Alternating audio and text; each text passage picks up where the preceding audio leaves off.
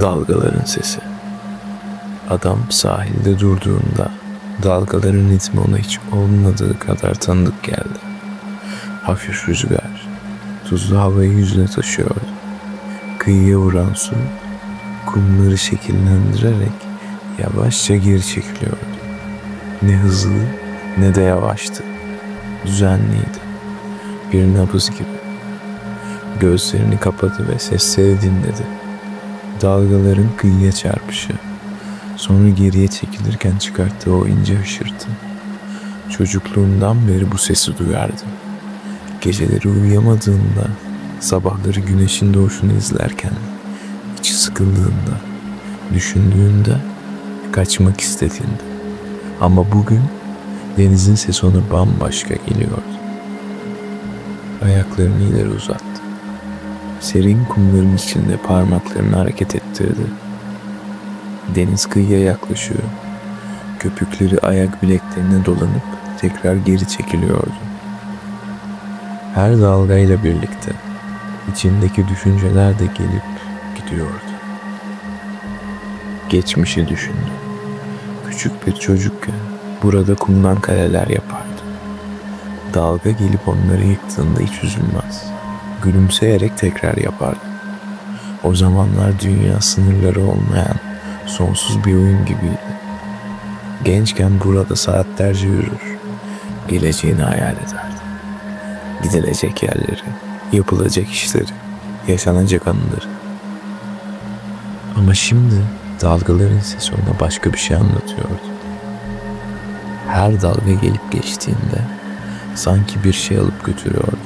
Eskiden bıraktığı ayak izlerini, sahilde geçen yılların hatıralarını, zamanın kumlara yazdığı ama suyun sildiği hikayeleri.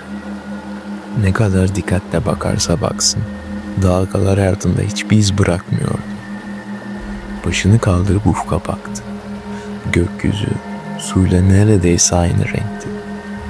Aralarındaki çizgi belli belirsizdi. Sanki gökyüzüyle deniz bir bütün olmuş, sınırlarını kaybetmişti. İnsan da böyle mi diye düşündü. Zamanla nerede bittiğimizi ve nerede başladığımızı unutuyor muyuz? Oturduğu yerden kalktı. Biraz daha ileri yürüdü. Su dizlerine kadar çıktı. Soğuktu ama rahatsız edici değildi. Ellerini suyun içine soktu. Parmaklarını açıp kapattı. Deniz her zamanki gibi karşılıksızdı. Ne bir şey soruyordu, ne de bir şey bekliyordu. Sadece vardı. Zamanın ona yaptığı gibi suda bir iz bırakıyor muydu? Yoksa birkaç dakika sonra adamın suyun içinde olduğunu bile unutacak mıydı? Kıyıya dönüp sahildeki ayak izlerine baktı. Her adımı, bıraktığı her iz birkaç saniye içinde siliniyordu. Deniz geçmişi hafızasından siliyordu sanki. Peki insan zihni de böyle miydi? Zamanla unuttuğumuz şeyler gerçekten de yok mu oluyordu? Yoksa sadece derinlere mi gömülüyordu?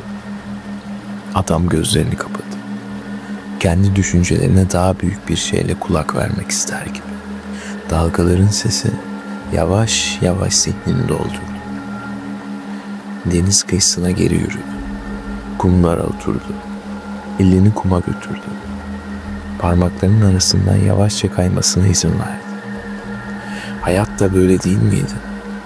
Gelenler ve gidenler, yükselenler ve alçalanlar, hepsi dalgaların ritmi gibi bir döngünün içindeydi. Bir süre sonra sırtını geriye yasladı. Gökyüzü koyulaşıyor. Ufuk çizgisi yavaş yavaş kayboluyordu. Ama deniz varlığını hala hissettiriyordu. Dalgalar geceye karışan ritmiyle durmadan kıyıya vurmaya devam etti. Ve adam fark etti ki bazı şeyler unutulmazdı. Sadece bir süre sessizliğe gömülürdü.